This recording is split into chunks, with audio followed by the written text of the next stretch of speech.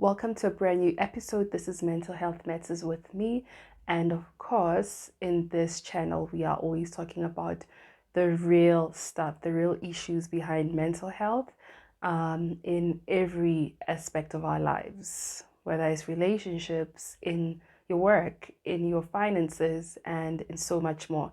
And that's exactly what we are going to do. We will be talking about mental health and finances, mental health and money, mental health, and the idea of black tax. We are still talking about mental health in South Africa and all the experiences that come with being a South African. And for many of us who are, growing up in South Africa, and we know how, the culture and the lifestyle is. And for some reason, as much as we have this diversity and we have, this uniqueness, it's still very difficult. And a lot of people are greatly affected. Their mental health is greatly affected by so many things that have been part of our bringing in our culture for thousands of years. So in this week, I'll be exactly tapping into that. So let's get into it. Okay, so um, I mean, I don't know if this is a very, well, I would say a common thing or a thing actually, in different parts of the world.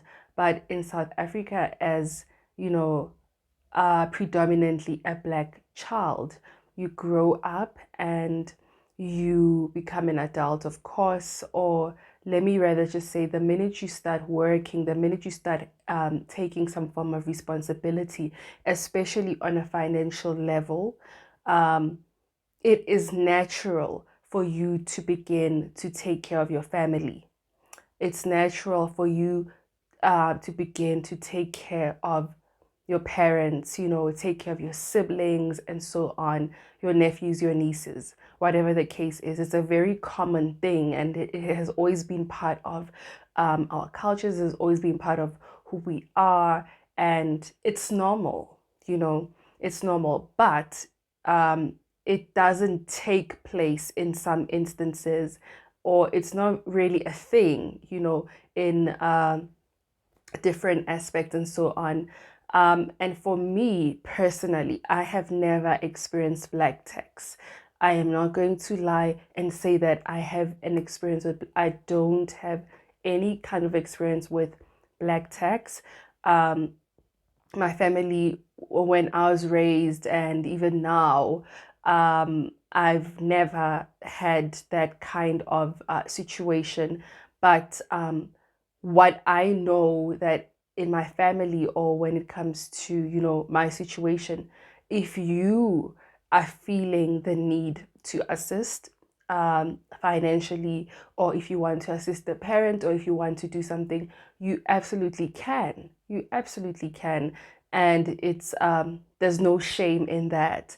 But to say that it was something that was instilled or requested of me, definitely not. My parents definitely experienced black tax for sure, because once again, it's not only linked to the culture, but it's also because of historically where we come from as black people. Like I said in the previous video, there's been a lot of colonization, discrimination against a black person.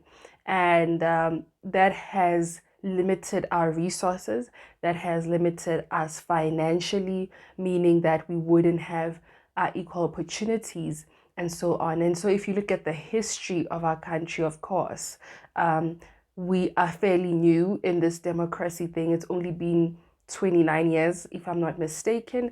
And we're trying to figure it out. We're trying to figure it out. So if you make it in most situations, and you are able to provide financially, you take on that role in most households because of the history and the background and everything that we faced, generally speaking. And I know this does not apply to every other person out there, but I'm sure we all get the idea of where I'm going with this. So you feel the need to take responsibility, and you feel the need to provide in those kinds of situations. However, no one really can tap into how finances are a very, very big cause of mental health issues, mental illness, and long term mental inconsistencies, um, and just bad health. Let's just remove the mental part of it, just bad health because of the amount of pressure. We all want money, right? So who isn't thinking about, oh, how am I going to make it? I need this, I need that. Who isn't thinking about their needs? Who isn't thinking about um, the person that they love and their needs and so on? Who isn't thinking about growth? Who isn't thinking about development? Who isn't thinking about upgrading? Who isn't thinking about living a comfortable life? Everybody wants to live a comfortable life. So it is the biggest out of everything. It is definitely the biggest issue that we have, finances, and nobody's really willing to have the money talk. Yes, there's definitely a lot of topics about how to get money, how to make more money, but are people talking about how you can cope while you do that, or how you can cope as you try and figure out how to do that, because you have 101 responsibilities and you have so many things that you need to be doing with your money? No one really talks about it. Therefore, the rates and the statistics of suicides, mental health issues, mental illness is very high in our country, especially for young people, because we are now stepping into a South Africa where you would assume right now that there are, opportunities, and there are, more graduates and all of that. So there's employment, but there isn't employment. So whatever job, if you have a job, whatever job that you have to hold on to it as a young person. And whatever salary that you make, um, you have to think about how you are going to provide for yourself and your family. Now, let me take a step back. I am saying that I'm talking about how you are going to provide for yourself and your family. But guess what is the reality? If you look at how and why people are stressed out because they have to think about how they are going to provide for other people, not themselves. Like, you have to just erase yourself out of that equation. You're not even thinking about yourself at that point. You're thinking about, how am I going to provide for my parents? How am I going to, if you have a children, how am I going to provide for children, or my child, or my nephew, or my niece, or my sibling? You're not thinking about yourself. You are the provider. You somehow are a machine. You are somehow an object that needs to constantly provide. And nobody really cares, and nobody really worries about you as to whether you have enough. Is your cup full before you provide to other people? Is your cup full before you pour into others? No one really has that conversation. No black man or woman really has that conversation. And what's even worse is the fact that we are living in a very visual and digital era. And I am going to emphasize that because we can't run away from that. We are already living in that kind of world. And you look at other people and you're just thinking, oh my gosh, like, at this age, at this stage, I should be having the same things that he has. I should be having the same thing that she has. And we don't really know how other people go about their finances and how other people able to live the lives that they're living online, that we want to live, you want to live, and that just adds even more pressure, that just adds even more stress and anxiety.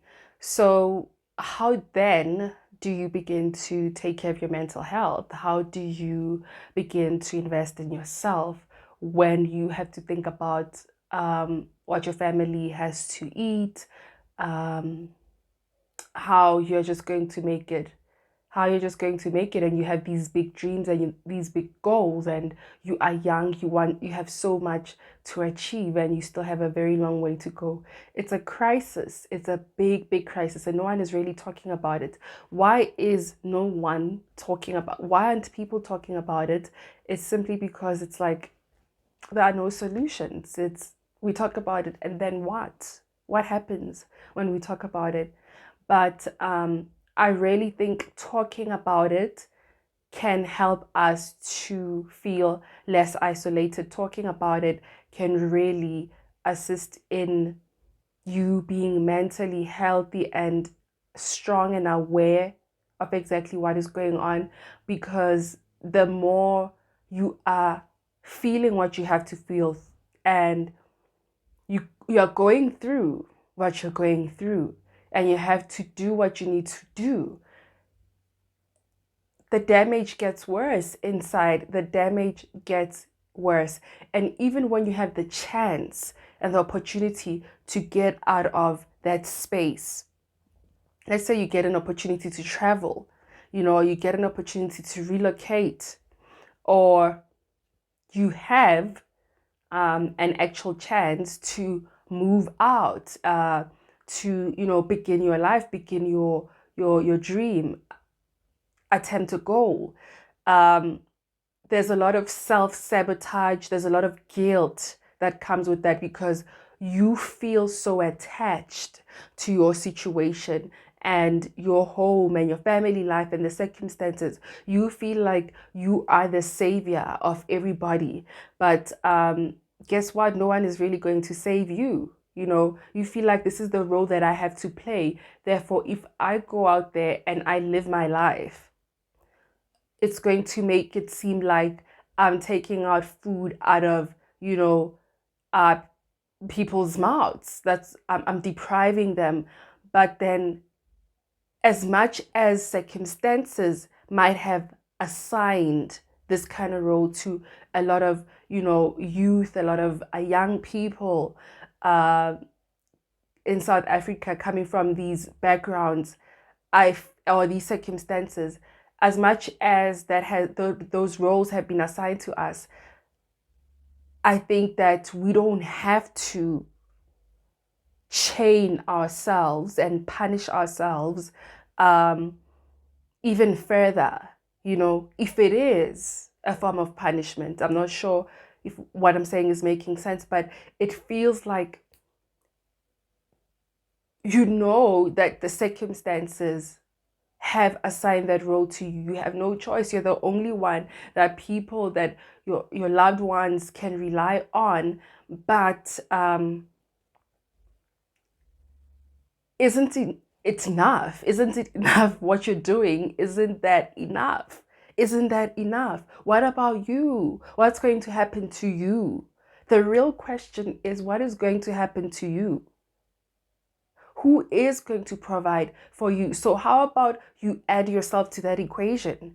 Add yourself to that equation. How about you add yourself to that equation? How about you add yourself to the finances that you need to, bring forth every month? How about you start with yourself, because you have to wake up every day and work. You have to wake up every day and make that money. You have to wake up every day and make financial choices, your financial choices. So how about we start and begin with ourselves? And when our cups are full, whatever that means for you, when you feel like my needs have been met, when you feel like I have all my financial obligations sorted for the month, my personal financial obligation sorted, then with what I have remaining, I can be able to help. I can be able to do what I need to do.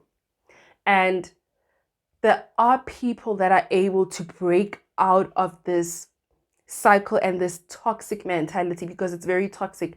However, most of the time we view those people in society as, oh, you know, people that don't really care. They don't really care about their parents. They don't really care about their background, their families, and so on. They don't really care. That's how we act. We act like those people are selfish, those people. But unfortunately, and the reality of it is that those people are mentally free. Those people are mentally stable. Yes, in most circumstances, I am going to use that word, mentally stable, or functioning at a relatively healthy level. It's not to say that they don't worry about finances and whatever, but their worrying doesn't become so toxic to a point where you are depressed, you are living with anxiety, you are sick, you are not well, you are self-sabotaging, you are going through imposter syndrome, you are literally just destroying yourself, destroying every little good thing, destroying the good parts of your life, destroying the good relationships that you already have, destroying the positive things that you have already done with your finances, destroying all the goals, the financial goals that you've already met. That is sabotage. They don't have to go through that because they know that they come first. They constantly put themselves first, and they continue to take care of other people with no guilt, with no shame, and they know that what they're doing is the best that they can do, and that's it. There's a lot of stigmas and stereotypes about the fact that we don't really know, you know, as a society, we don't really know how to work our finances. We don't know how to manage money. We don't know how to grow businesses, start businesses, and maintain them. We fail. There's that kind of line, you know, that is constantly passed around, and it's negative. It is very discouraging. And it just makes you feel like, why should I even bother? Why should I even bother getting a normal job? And if not, right, if not studying my own thing, you know, applying patience, applying all that I need, using what I have to make an income, because there's that thing that we are not able to manage finances. We don't have the knowledge. And I strongly believe that it's not true. That is not the truth. But what we refuse to do is to look at how we can free ourselves financially on a mental level. We need to start here, and that's when everything will fall into place. And a lot of people have financial traumas. Financial trauma is real. Financial trauma is real, especially if you grew up in an environment where you didn't have an income, you had no means, or you had a very low income that could barely get you, you know, far. That is a financial trauma. And you get to a level, a point where you have more, you know, than before. You have more than before. You have more than what your parents made or what they provided. You now have access to other things, and you don't really know. It just makes you feel anxious. The idea of money, the idea of having money confuses you. It makes you feel anxious. You feel puzzled. You don't know what to do. For some people, they end up wasting that money on things that are meaningless, things that you don't really need, but things that you want. You know, things that are not really going to sustain you. And am I saying that you need to spend your money on what you want or what you need. That's entirely up to you. I'm not here to decide that for anybody. But all I'm saying is that it then becomes difficult in those situations because we are not willing to deal with our financial traumas. It's a whole shift and it is a whole change when you, for example, started with 1,000 rands. Maybe you worked a job and you earned 1,000 rands, and now you are earning 10,000 or you're earning 5,000. That's a huge shift. And you don't know, or you not, I wouldn't say you don't know, but that is more responsibility, more money, more responsibilities. So it can become very stressful. It can make you feel anxious. It can make you feel like, oh my gosh, I with this money, I can do everything. I can do everything for my parent. I can do everything for my sibling. I can do everything for uh, whoever. But myself, what about myself? It is a kind of trauma. And for some people, when they receive their money or a huge amount of money, whether it's your income or something like that, it's like, I just need to keep it. I just need to save it because, ooh, I might go back to that time when I had nothing or I had no food to eat or I didn't have this that is post-traumatic. That is post-traumatic because you are no longer in that situation. So why are you constantly fearing that what happened might happen again? In that moment, you don't have any trust. You don't trust yourself enough to say, actually, that is not going to happen again. Now I have more. Now I can try and manage my money better. I can get more.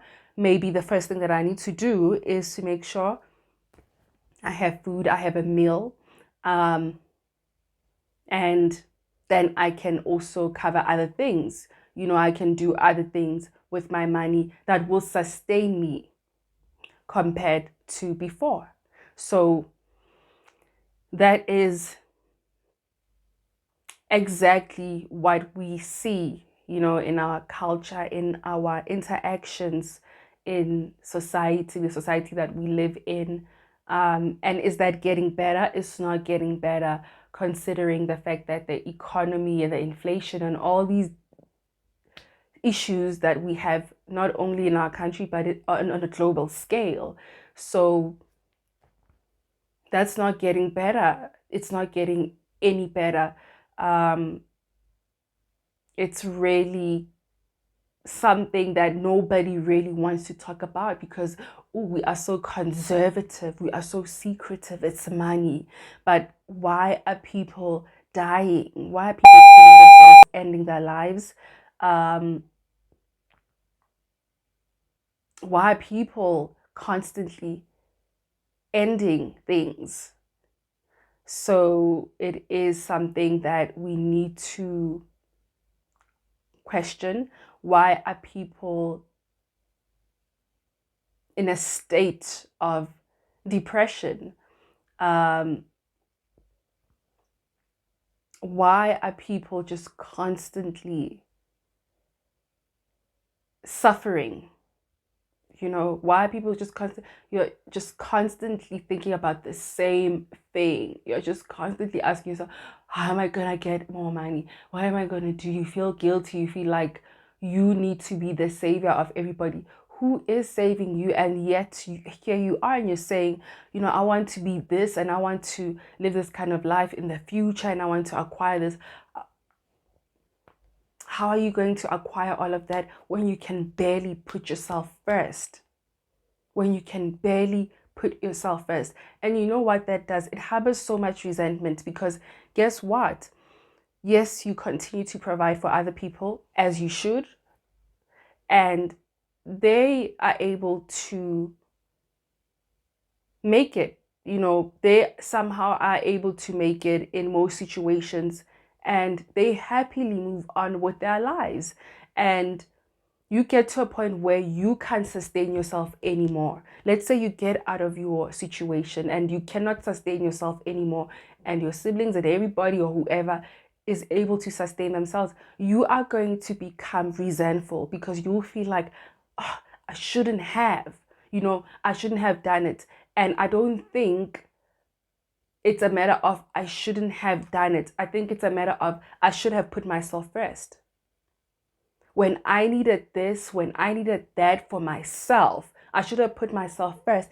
And then after, I can share, I can try at my best to provide what I have with other people. And I think this is how we should approach finances moving forward. Set your own goals. Set your own goals and look at how you are trapped in the past, how you have been affected, your view about finances, your view about money. If it makes you uncomfortable, if it makes you anxious, then question yourself, how did this start? Growing up, what was the idea around money? Did I have enough money? Did I lack? And what do I believe about money? And right now, where am I? Where do I want to go? And now, in this moment, what is stopping you? Why are you feeling like you're not coping? Why are you feeling like money is this big monster? I cannot, I can't acquire more money. I can't get more money. I am financially strapped, stressed, depressed, anxious. Why? What is really going on? Are you, when you look at yourself, when you think about yourself, are you really putting yourself first? Do you have all your needs in check, or are you struggling yet you are providing for everybody? And in no means, once again, am I saying that we shouldn't do that because you need to put yourself first. No, but all I'm saying is, what is the point? What is the point? What is the point if you are playing this role as, the provider, as whoever, that whatever role that you're playing, yet you are feeling depleted, you are feeling resentful, you are feeling used, you're feeling drained at the end of the day. It means you are shortchanging yourself.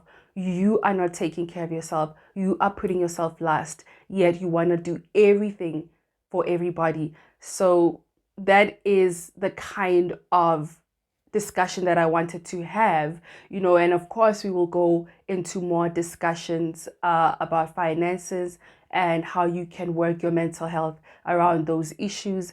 And I hope this was really insightful and helpful, and it can make us think a little bit. And of course, don't forget to check out my podcast on Spotify. I am about to complete a series where I talk about mental health in workspaces, in any kind of job environment, wherever you are. Your mental health is very crucial. So please make sure to follow and listen to some episodes. Thank you so much for subscribing, liking, and commenting as usual. And I will definitely see you next time. Take care. Bye.